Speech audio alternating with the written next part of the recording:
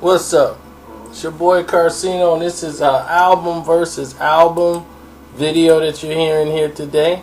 So you guys will be happy about that, I'm hoping. The reason why I say I'm hoping you're happy for it, because every time I put one out, it seems to be overshadowed. People ask for it, but then next thing you know, you're not caring about it, I guess, because it ain't the one you wanted to hear about or what have you. But this is the one y'all keep begging me about. I'm like, dude, y'all begging me for it, and I give it to you, act like you don't want it. Like children. But, this is Master P Ghetto Dope, Ghetto Dope versus Juvenile 400 Degreez. What people don't know is that they was out at the same time. But people didn't gravitate to them like, like that. But to me, 400 Degreez it put Cash Money on the map because they really both blew at the same time. Master P didn't really have his breakout until 97. When he had, is there heaven for a gangster, gangster, gangster? Is there heaven wasn't born in the ghetto? Tupac said there heaven for a G. I wonder if there's a ghetto in a place like me. When he came out with that, everybody in Big died like right after that happened. Like when the CD came out, Big died like 3 days later or something like that. And the movie was at the movie theater.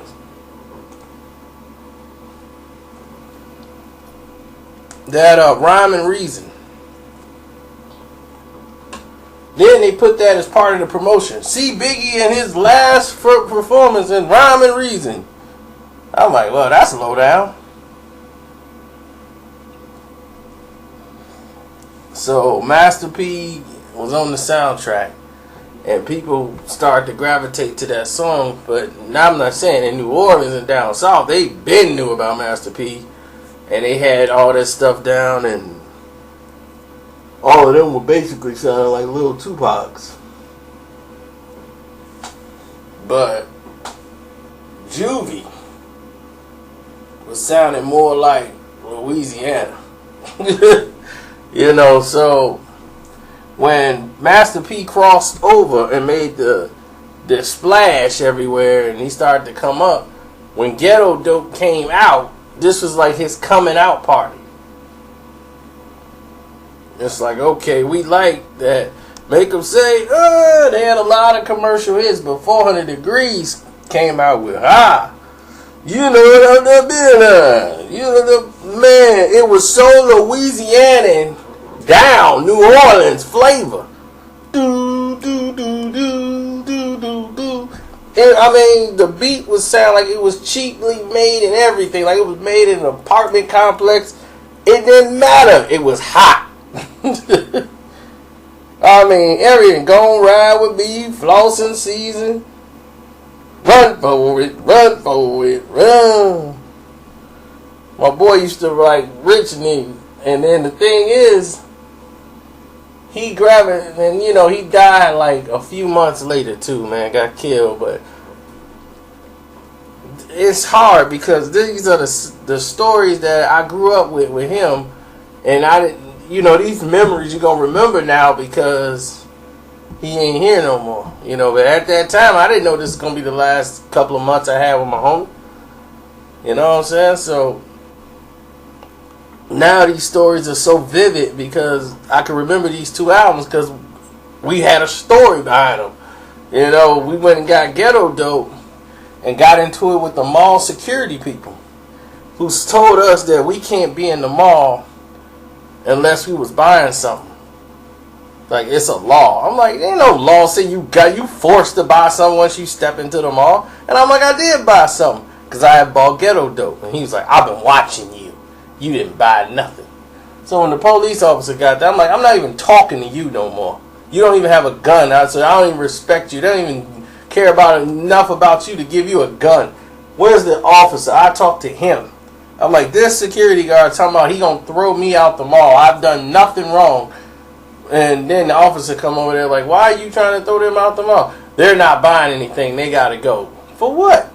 There ain't no law saying we gotta go and we have to buy anything. So my boy's laughing because he's like, I just would have hit him. I wait on you to stop talking to him so I can just punch him in the face. He a mall security cop. What are you gonna do? You gonna pepper spray me? I'm gonna knock him out. And my boy he laughs a lot because if he's entertained by what's going on, it just keeps him calm. But once the calmness is gone and he ain't entertained no more, and you crossing the line, now it's finna get physical. And he's gonna want to beat the heck out of this security guard who was last name was LeBeau. He had that little patch on his. I'm like, LeBeau, I'm gonna remember you because I was like, I guarantee you probably be fired in probably another 6 weeks and going back to your mom's house eating meatloaf. LeBeau, racist security guard. Like, what is you doing? People in the mall actually enjoying themselves. You want to just come bother us? 2 black guys. Well, it wasn't like it was a gang of us. It was just 2 of us. And he's worried. So anyway, we got Ghetto Dope. We was all mad and we started playing, man, Ghetto Dope. Whew. From the moment we opened the package and put it in, you could tell the production level was a lot better than 400 Degreez. I mean, it don't make it like this is the best album ever because of the production. I've seen albums that have big budgets and sound terrible or just not good. So it just sounded like it was more organized and they were more prepared. So when they did this, it was like they had a bunch of flavor so everybody can get into. Like they let we want that weed and money. That was it. They let just blunts. We want that weed and money. They was like, I could deal with this. Everybody was freestyling off the beat. And man, I miss my homies. We riders. They had the Captain Kirk skit. Man, come and get some weed and Hennessy. Weed, Hennessy. Let's ride. Let's ride. And they had bourbons and lights. I mean, Ghetto Dope was just everything from the ghetto. After dollars, no cents.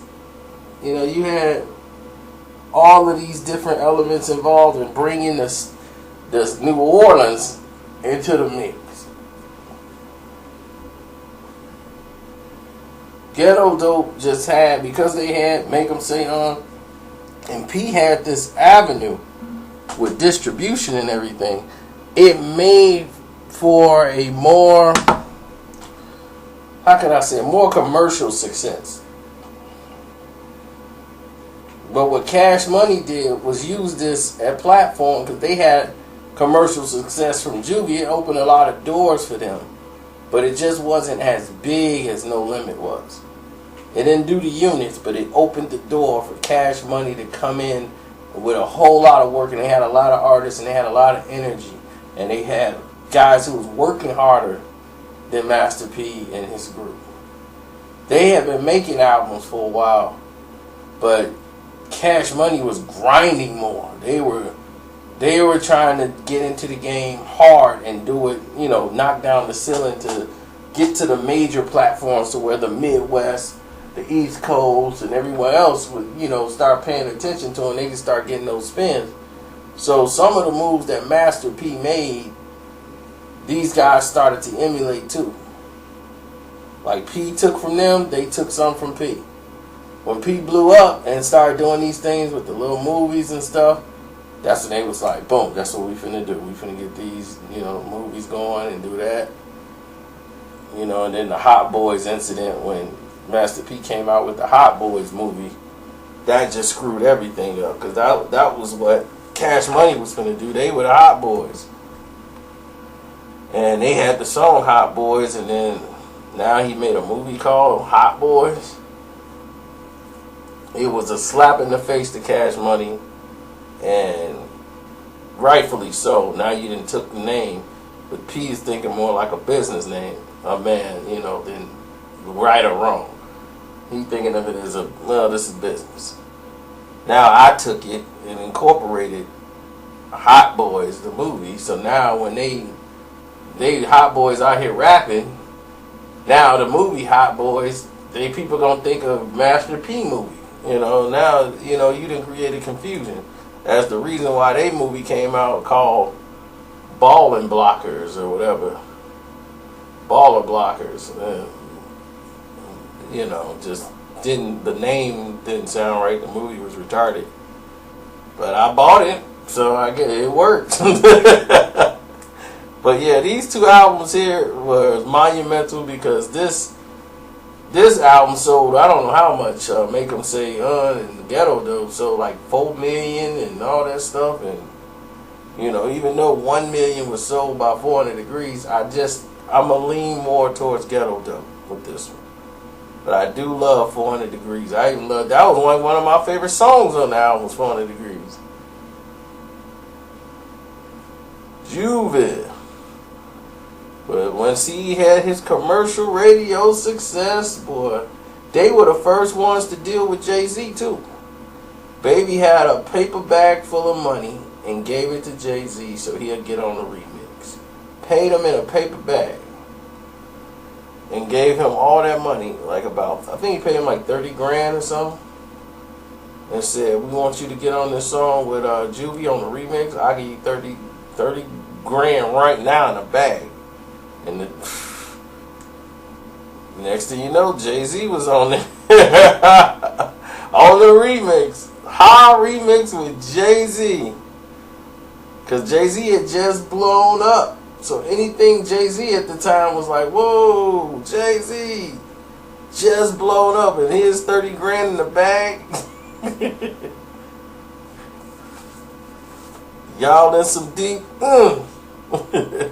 You gotta peep the remix. Oh yeah. These boys got guns that go brack, brack, brack. Where the paper at? Man, I mean, it was like no structure to the rhyme. None. He just went in there like, I knocked this out for y'all, no problem. You keep your body clean, huh? It ain't hard to see, huh? You know you ain't let nobody punk you, huh? Chicks even thought I started looking like, you look like Juvenile. He's cute. I'm like, all right. So I told I look like Gucci, Cuba Gooding Jr. I mean, it's a long list, The people I look like. Oh yeah, Neo, that's my favorite. You look like Neo. I'm like, okay. Gotta love the Burbs, man. How about